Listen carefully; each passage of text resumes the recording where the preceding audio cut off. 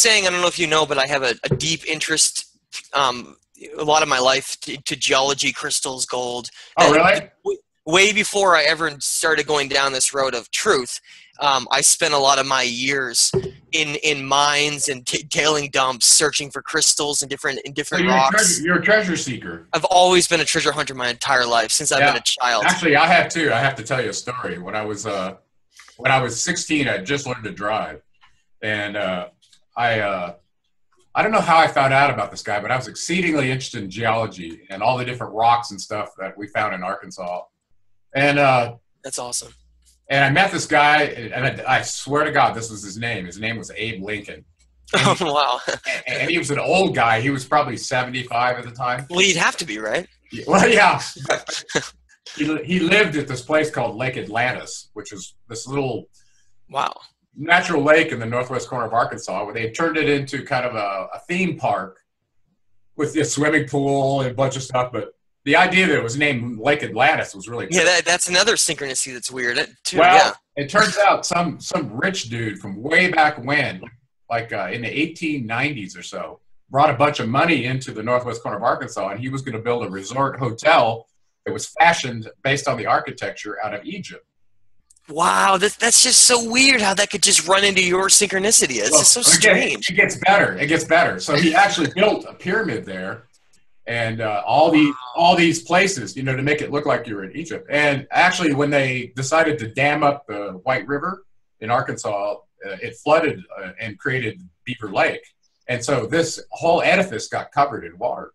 Oh my God! It's the underwater city of Atlantis, right? Yeah. Modeled after Thoth's creation of the pyramids. I mean, it's just crazy. I can't even believe I'm telling you. You can look it up. It's for real, though. Anyway, this guy lived right next to this place at Lake Atlantis, and I somehow found out about him because he was selling metal detectors.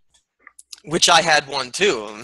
It's funny, our paths have gone down. So he was the White's and Garrett metal detector rep in the area, and so I had my mom take me over to his house, and I was looking at all these newspaper articles all over his wall and all the gold he's found standing there with metal detectors. Wow! And I was so blown away.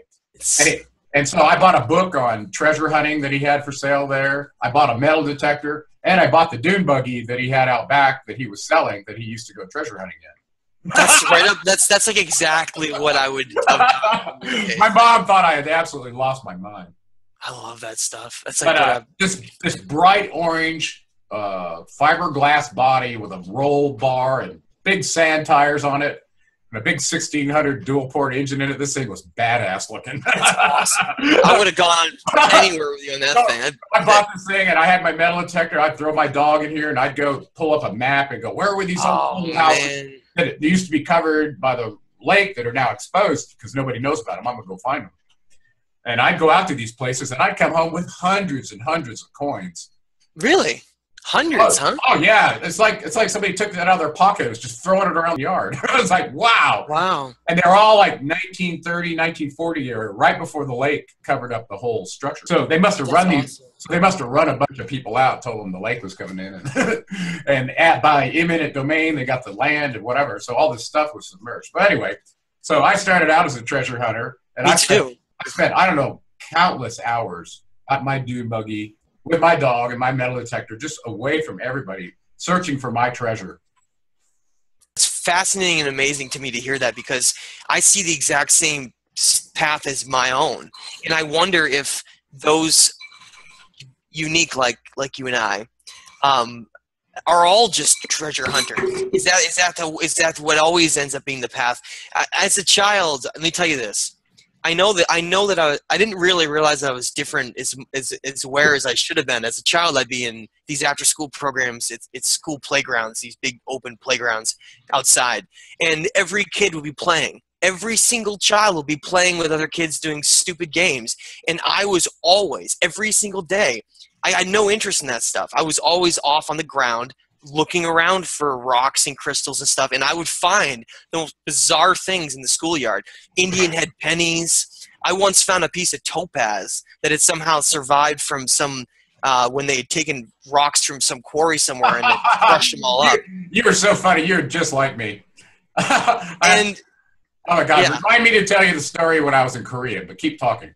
Okay, and so we're talking like 6, 7, 8 years old, and from there, I became someone who would seek out mine dumps and search for precious crystals all over the place. In college, people would be drinking, or in high school, people would be drinking, go to parties, and I would be off like searching for crystals and jewels and rocks. That was me, and that's why I didn't have a lot of friends or girlfriends or anything like that. And then it progressed into a pretty serious interest in gold, where I've been You were interested in gold very early. Well, gold and crystals all early, but then I started getting very interested in gold, to where I started prospecting for gold. I've been doing it for well over 20 years. I know a lot about alluvial gold deposits, a lot. More than most people do. Well, I didn't really start learning about it until several years ago when I went on a gold prospecting trip. Up in the Sierra Nevadas with somebody who actually had a huge stake up there, and he actually took me under his wing and took me gold panning with him. I got some pictures of it. I'll show it to you sometime. That'd be awesome. That's somewhere so that stuff is what took my time. That's where my time was. Well, it got you out in nature where you wanted to. Yes. And I want to say I wasn't just doing that. I hike everywhere. I backpack, camp. I was just always doing a multitude of things. I also love to fish. I fly fish all the time. So I have a multitude of all those activities that were taking my life. And it wasn't until college that certain events led me to writing. So the truth stuff and the writing stuff didn't come until later in my life. Well, what did you study in college? I'm curious. I actually started with meteorology, but then with the math and all the things involved in that, it was just too much, and I immediately transitioned to geography, where I became, I basically studied everything. My whole studying career was remote viewing and physical geography, basically. Yeah. That's what I am. So let me tell you a little bit more, just to keep going along this path. First of all, there's a book called The Alchemist by Paulo Coelho. Have you read it? No, I have not. Oh, well, listen, based on this conversation right now, if you were to read that, you'd fall over dead. Really? Yeah, absolutely. So we are alchemists. We're just extremely interested in metals and elements. Let me give you a snippet out of the story. It starts focused on a young boy who's trying to seek his treasure, whatever it is he's supposed to be doing on this planet. You know what I'm saying? Yeah. He analogizes it to finding gold. Okay, this is true for all of us. Yeah, I see that. And so he seeks out to find his treasure, and he has an encounter with the alchemist, who steers him on his path and tries to, so Thoth is the alchemist. Likes treasure seekers because he wants people that are seeking not for material gain, because that's only a representative, like turning lead into gold. He sees like the adventure almost. Well, it's people that are willing to do what it takes to find and be who they want to be. So I used to have the saying that happy are those that are willing to dream dreams, or happy are those that dream dreams and are willing to do what it takes to make it come true. Because I wanted to know what happiness when I was a kid, because I didn't have a very happy childhood like a lot of kids did. Yeah. So I glommed onto that. But anyway, so I was a treasure hunter just like you. Well, fast forward to Korea, just to give you kind of an idea of my personality.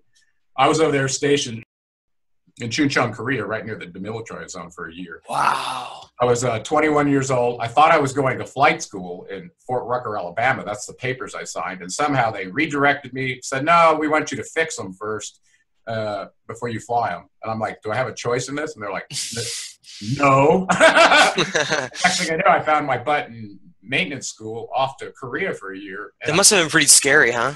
Well, I was really pissed and down on myself because I that's not what I signed up for. I'd also be pretty wary going from doing that in Arkansas to being in a battle zone almost, basically. Yeah. So it was a rough place. Anyway, I was an adventurer and I never lost my treasure hunting. And I kind of took off one day with my backpack and went cruising around, just walking, trails out in nature as close as I could get to it. And in South Korea? Yeah. Like. It's very mountainous. There's a lot of terrain relief. You can look at it. The area I was in is called Chuncheon. Anyway, it turns out there was a jade mine, and the tailings were laying out of the ground. It was kind of fenced off, said keep out. And I thought, well, nothing says I can't go up to these tailings. They're all over the damn place. They're huge rocks of jade. Yeah, you just stay out of the mine, basically. Yeah. So I grabbed as much of that jade as I could. That's awesome. And I threw it in my backpack. And oh my God, this thing was heavy. And I walked back to the base with it, and I put it in my locker. Any high quality stuff? Any good stuff? Well, actually, there was some really, really nice emerald colored jade with all the veins through it. And I took some of that. We had a craft shop on the post. You polish it up? And I actually designed a jade letter opener out of a long blade made out of this green jade, and I fashioned a wooden handle for it. And then I learned to pour metal so that I could attach the handle to the stone. So I was into lapidary, and I was doing this while everybody was out, chasing whores and getting drunk.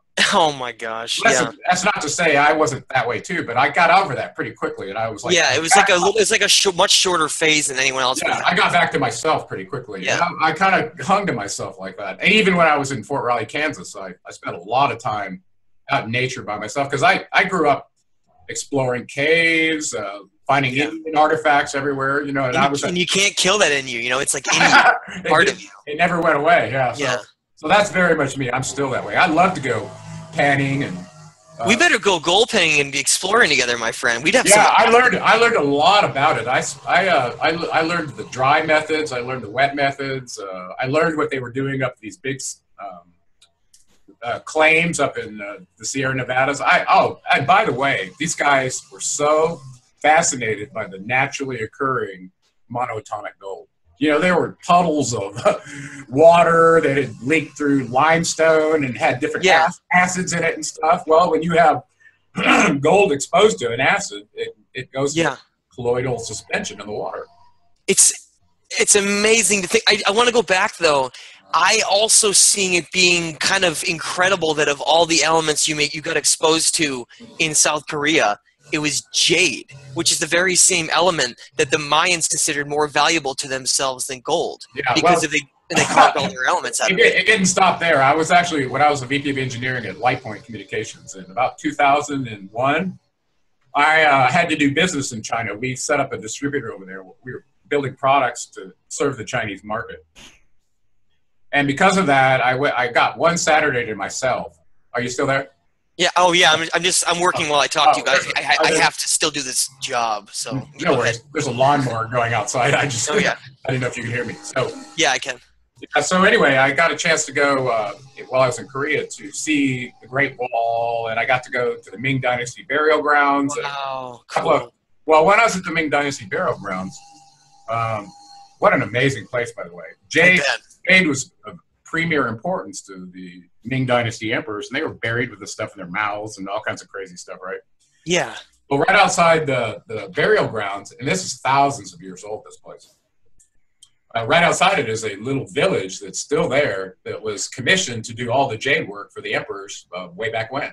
Cool. And they're still there, still building jade, different statues and things, and they have a whole group of artisans and a whole museum on site there. That's really neat. It is amazing. I walked into this place, and of course, as part of the tour, they're taking you by these places, trying to get the Americans to spend their money on the little gift shops and everything, right? So they're all in cahoots with each other. So anyway, I'm walking in here, and I walk in, and there's an entire wall covered with a sailing armada that took them 18 years to do, of these ships cruising across the ocean made out of jade. Wow. One piece, okay. And I was looking around, I was like just blown away by this place. And that's really neat. I looked over to my right, and poised on all four paws was a full-size emerald green jade tiger. Wow. And it was like in a crouched position, like it was about to leap. I would love to find something like that. Oh my God. I saw that thing. I'll give you a picture of it. But I saw that, and I saw the price on it. I was like, wow, that's pretty expensive. And I was just cruising around. I wasn't there to buy anything. How much was it? It was 68,000 RMB. Which is, if you divide it by 8, it was over $8,000, which is pretty high for something out of China. Especially being in Eastern Asia. Yeah, so you got a museum full of this stuff. Okay, there's like hundreds and hundreds of items in here, so it's like wow. Anyway, so I thought You know, and of course, they as soon as you stop and look at something, there's an agent or a salesperson right on you like a tick, right? And some woman comes up to me, and I'm obviously admiring this jade tiger, looking at it from all angles. And she asked me if I wanted to buy it, and I said, Yeah. I said no, but you know, maybe It's beautiful though. Thank you. I said, you know, maybe it's worth $2,000 or $3,000, but I think that's too much. You know, I shot off at my mouth, and I knew we were leaving on the bus in 10 minutes or whatever. So I was like, whatever. So I get out, go get on the bus, and I'm all the way in the back. I go out first, and everybody mingles in. The bus driver's ready to leave, and all of a sudden, he's closing the door, and somebody comes and knocks on the door. Oh my God! It was her. No, it was some guy. I don't know who it was. Oh. And he gets on the bus, and says something to the driver, and he starts marching his ass straight to the back of the bus.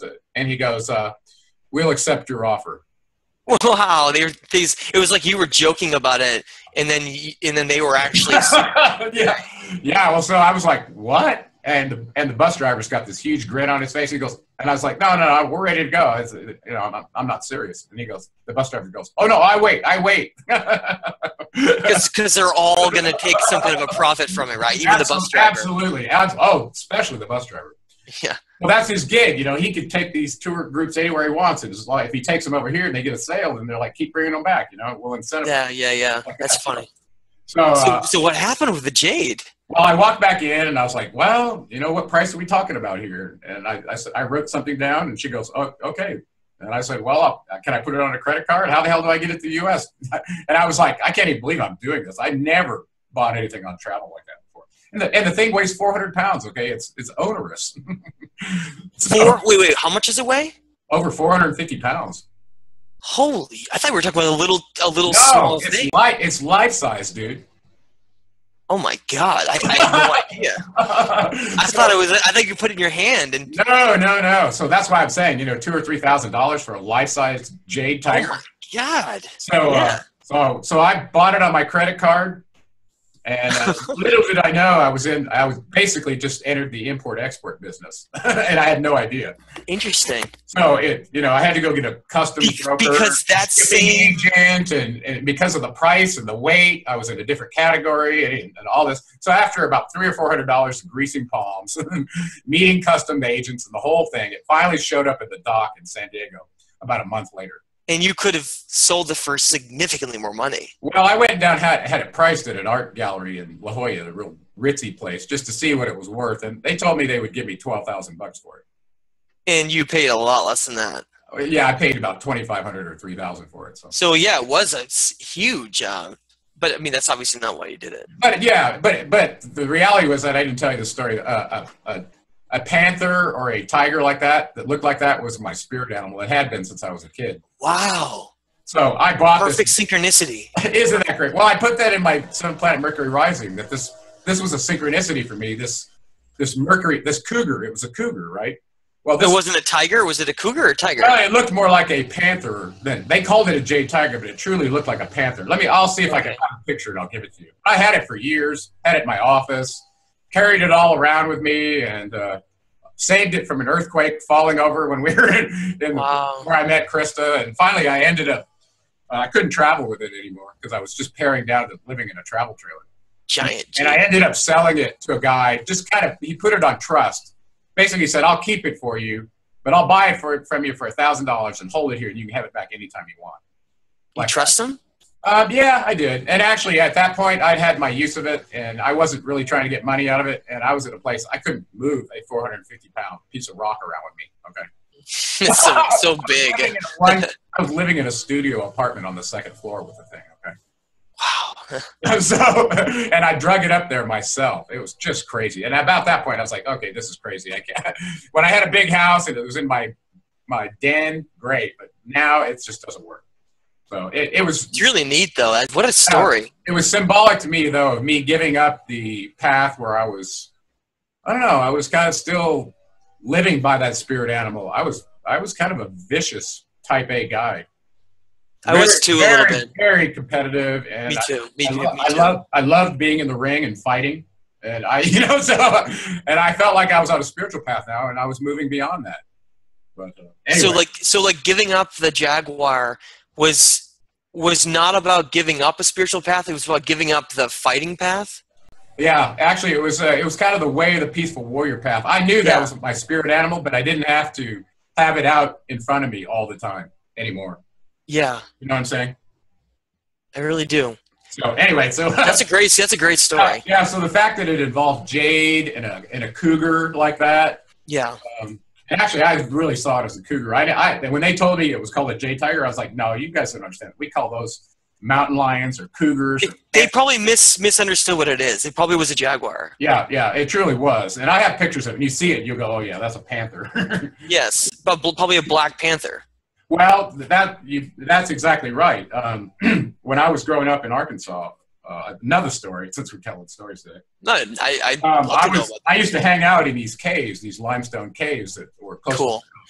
I love caves too. Were huge caves where they were mining the limestone out. They were driving huge, massive trucks in and out of these things. And you have the pillars inside holding it up. And it was pretty extensive. Well, I was in there one time, to make a long story short, by myself. And I had an encounter with a black panther that was cruising around in there hunting. What was it doing there? Hunting. Yeah, but I didn't think we had any panthers that lived there. Well, there are panthers all over in the United States, even black ones. Wow. I didn't realize there was any black ones in that area. That's awesome. Yeah, so they're kind of a genetic anomaly, but they show up. Okay. Anyway, I had an encounter with this thing, and it scared the living hell out of me. I thought I was doomed. Was it in there, or what happened? Well, I walked into this cave, and I was always cruising around by myself looking for treasures, right? And me too. And inside this cave, it was just a really neat place to get away from the house, and it was about a mile or two away from where we lived, and it was totally backwoods. Okay. Yeah. But I'd go up there all the time. It was just one of my hangouts. We'd take cardboard and slide down the gravel that they'd pile up from where they had a crushing machine where they were taking the limestone and make gravel, right? Yeah. They make huge piles of this. We'd get on top of it with a piece of cardboard and slide down it, just to have fun. They'd chase us off. Sounds like a great time. Oh, it was a good time. But this was one of my hangouts, and I used to go fishing really close to there too. And we went camping there underneath a railroad bridge that was not even a quarter mile from the spot. So it was like our getaway place. Right? You and I would have gotten along really well as kids. Yeah, we were probably brothers in a past life. Yeah, probably. Anyway, I was up there just doing my thing like normal, and all of a sudden I got this awareness that there was something else in the cave with me. And it was kind of dark, but near the openings there was plenty of light that you could see. And I just stopped and got real still. And of course, there's water dripping and different sounds in the cave all the time. Love that. Yeah. That feeling inside there. Yeah. So I stopped and I got real still, and I kind of used my triangulation to figure out where this sound was that I heard. I heard like something walking. Something made a noise. Ooh. You weren't scared? I was actually petrified. Yeah, but something made you want to know what it was. Yeah, and I think I was probably 10 or 11, I guess, something like that. I was pretty young. Wow. So anyway, no, actually, I was younger than that. We moved to Arkansas in 1970, and the first place we lived was this place, and I was 7. So I was between 7 and 10, something like that. So I looked over, and I saw... Little do your parents know you're... Oh, they had no idea. Like, in a cave with a black panther all alone. So I look over in this direction and toward the back of the cave where I thought this sound was coming from. And this is a big cave, okay? I mean, this was probably 300 feet away. Wow. It looked up, and I could see the light hitting its eyes. You know how like a cat's eyes will glow in the dark? It reflects right back to you. I saw that, and I was like, I didn't know if it was a cat or a dog or just what. But then it moved, and I saw the outline of its body. And it went through like a beam of light coming through one of the entrances of the cave where it would shine across so I could see it. It was leaving to go away from me, but it was slinking, So I saw it from its rear quarter while it was looking back at me. It was kind of looking back at me while it was walking, right? Just like this jade tiger or this thing I saw in this museum. That's what made me buy it, I think. That's really synchronicity fascinating. It's amazing. Isn't that crazy? So it scared the hell out of me. I picked up a rock and threw it and screamed, did whatever I did, and I ran out of the cave. There were multiple entrances to the cave where you could come in. And the side that I would usually come in was the side that was overgrown with brush that you could walk down the hill to get across the creek and go back home. You're lucky that panther didn't chase after you. Oh man! Well, I think I knew as a Arkansas hillbilly that you never ran from an animal. You don't run from any animal; they chase you, no matter what it is. You got to stand up, throw things at it, make a bunch of noise, and you'll generally just scare it away. Walk slowly, facing it. Never turn your back to an animal. Yeah. So I didn't run until I saw it had already hauled ass, but I got out of there quick. I knew this was its hunting ground, and I'll tell you what, that never left me. I actually, right now, I brought that story so to life. I got the shakes started. I remember that as a kid. It was scared the hell out of me. So anyway, I got a story to tell you after. I got over that fear, and I got really to the place where I didn't have any fear of any critters in nature except for flying, stinging things. Maybe those are vents. Because I had an event very similar to that. Maybe those events that bring us to the very core of where you're as scared as you can possibly be, are important for us to get over fear. I think it was my spirit animal, and that's what it was designed to do. And I've looked into it ever since, and now I know that it's true. But wow, the fact that my first car was a Mercury Cougar, and then I had that experience, is like, wow. That's really neat. Yeah. When I was in college, freshman year, I decided I wanted to go to the most remote place I possibly could in the White Mountain region of where I live. And there's this wilderness area that is just doesn't get any more remote. The furthest from roads is about 6.5 miles from the nearest road. So I went in there alone, and I backpacked to the center of this boreal marsh wetland where two rivers come together. I mean, nobody would ever go there besides me. I was there because I wanted to go to a place where it was the furthest away from humans as possible.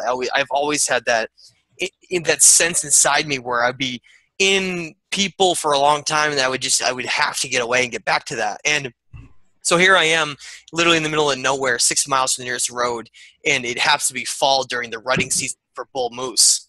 And my roommate was the only one I knew about. My parents didn't even know where I was or anything. And I woke up in the morning, ice covering everything, late September, first cold fall day of the year, to this terrifying experience of over 1,000-pound bull moose charging me on this gravel bar that I was staying in.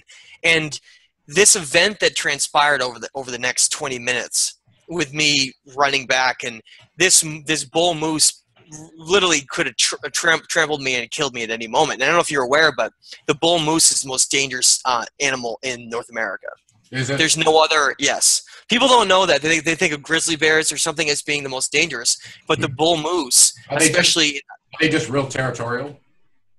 They're enormous, almost like a horse. Yeah. But during the fall, the males get extremely aggressive, and they will just charge somebody right down and kill them.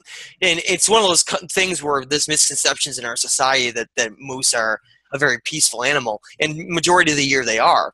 But males get extremely almost like a steer during the rutting season, but worse. Anyway, I woke up to this over 1,000-pound bull moose with a full rack in the middle of nowhere, charging me at about 6 o'clock in the morning. And I looked at him, I stepped down, basically lost all my breath. It's almost like you're not even really alive anymore. You've now given up your life. Mm-hmm. And I couldn't speak.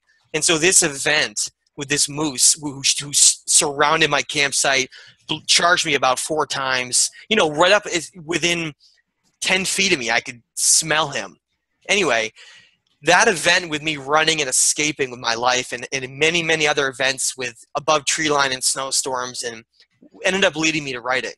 That's the only reason I ever wrote in the first place. And so isn't it interesting that these events that occur in our lives, like your event, but also with my event, seem to push us in a certain path? Yeah. This is when you start looking at your life retrospectively and see where you got that little push, that little nudge that took you down a certain way. That was it. It's very interesting, isn't it? And I started writing for AMC Outdoors and Backpacker and magazines. And so then, but no truth and no spirituality and no connection, all this stuff didn't come till way later. It was like it wasn't the right time for it. But anyway. That was a nice story time, though. But anyway, so make it a long story short. You and I have led us a very similar path in terms of the kind of person we were seeking outdoors, treasure, all those types of things. And it tells me that maybe this kind of soul is kind of the same kind of soul all along. So. I think so. I think so. Anyway, don't forget about that book, The Alchemist by Paulo. Oh, okay, let me write that down. Yeah, I wish I had it in front of me here. Do we have it here, honey? Yeah. I'll just hold it up. You do? Yeah, we'll just hold it up. You can take a picture of the screen, the thing. But Sure. this guy sold millions of books. Okay, it's like, wow. And it's Alchemist. not a very hard read. You probably read it in a day. How many? Let me see how many pages it has. It's like 190 pages. This is what it looks like. Oh, cool. Paulo Coelho. How do you say his name? Coelho. Coelho. Okay, cool. Yeah. Thank you for. Yeah, and actually, he's done several different books here. You can see the back. Wow, he's written a lot of books. Yeah, he's actually. I think he's a Brazilian. Where is he from? Let me see. It looks like it. Born in Rio de Janeiro in 1947. He's one of the best-selling and most influential authors in the world. There's not a lot of writers that come out of The Alchemist, The Pilgrimage, The Valkyries, Brida, Veronica Decides to Die, 11 Minutes, The Zahir, The Witch of Portobello, and The Winter Stands Alone have sold 115 million copies in more than 160 countries. So there you go.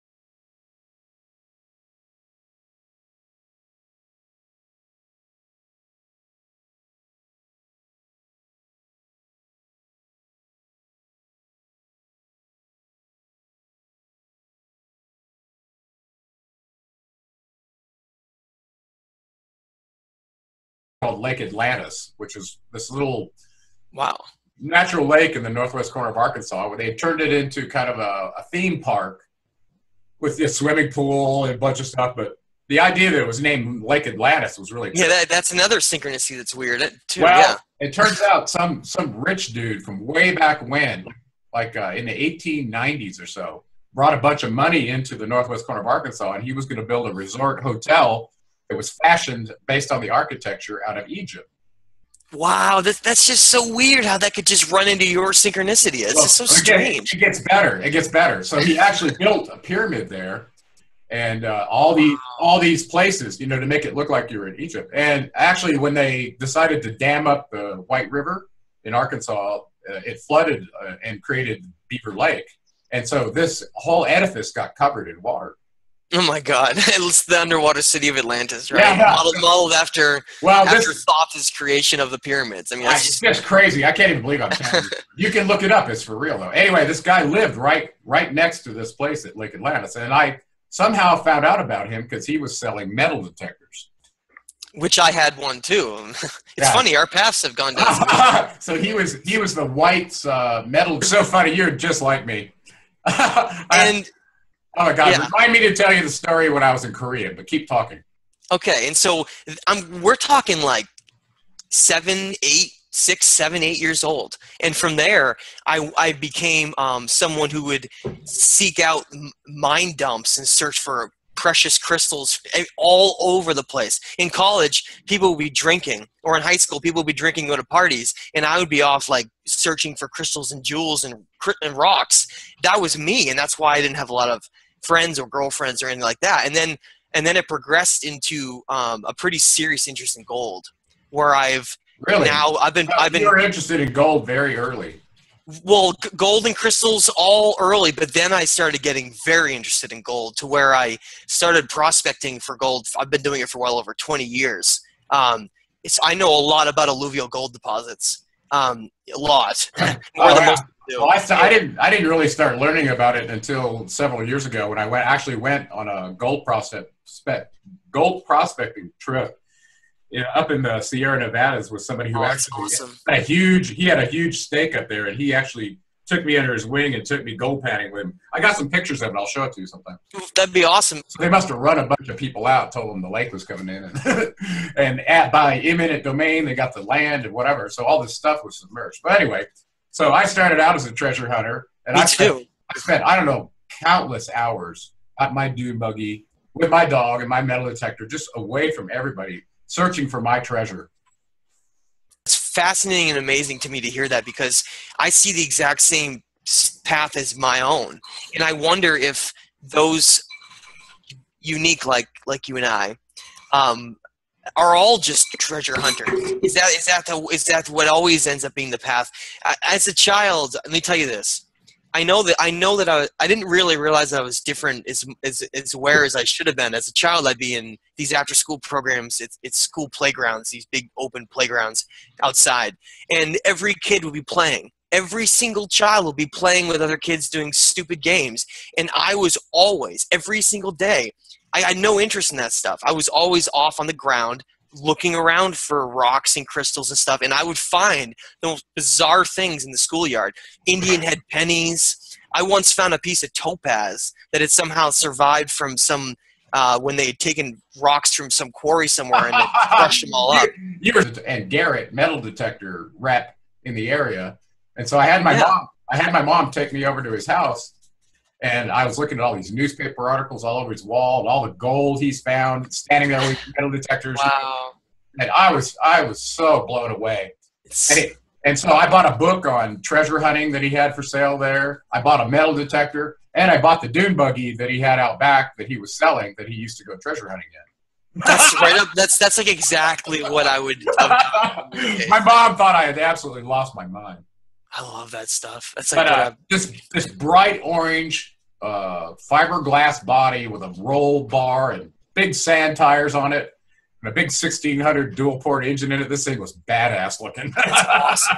I would have gone anywhere with you on that thing. I bought this thing, and I had my metal detector. I'd throw my dog in here, and I'd go pull up a map and go, where were these old houses that used to be covered by the lake that are now exposed because nobody knows about them? I'm gonna go find them. And I'd go out to these places, and I'd come home with hundreds and hundreds of coins. Really? Hundreds, huh? Oh, yeah. It's like somebody took that out of their pocket and was just throwing it around the yard. I was like, wow. Wow. And they're all like 1930, 1940 era, right before the lake covered up the whole structure. So they must have run these.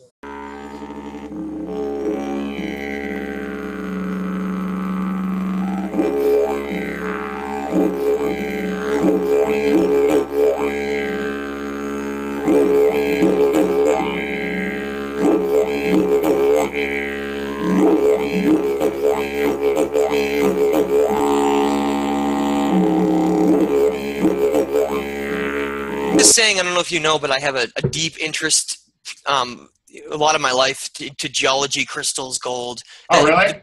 Way before I ever started going down this road of truth, I spent a lot of my years in mines and tailing dumps, searching for crystals and different rocks. You're a treasure seeker. I've always been a treasure hunter my entire life since I've been a child. Actually, I have too. I have to tell you a story. When I was 16, I just learned to drive, and I don't know how I found out about this guy, but I was exceedingly interested in geology and all the different rocks and stuff that we found in Arkansas. And that's awesome. And I met this guy, and I swear to God, this was his name. His name was Abe Lincoln. Oh, wow. And he was an old guy. He was probably 75 at the time. Well, you'd have to be, right? Well, yeah. He lived at this place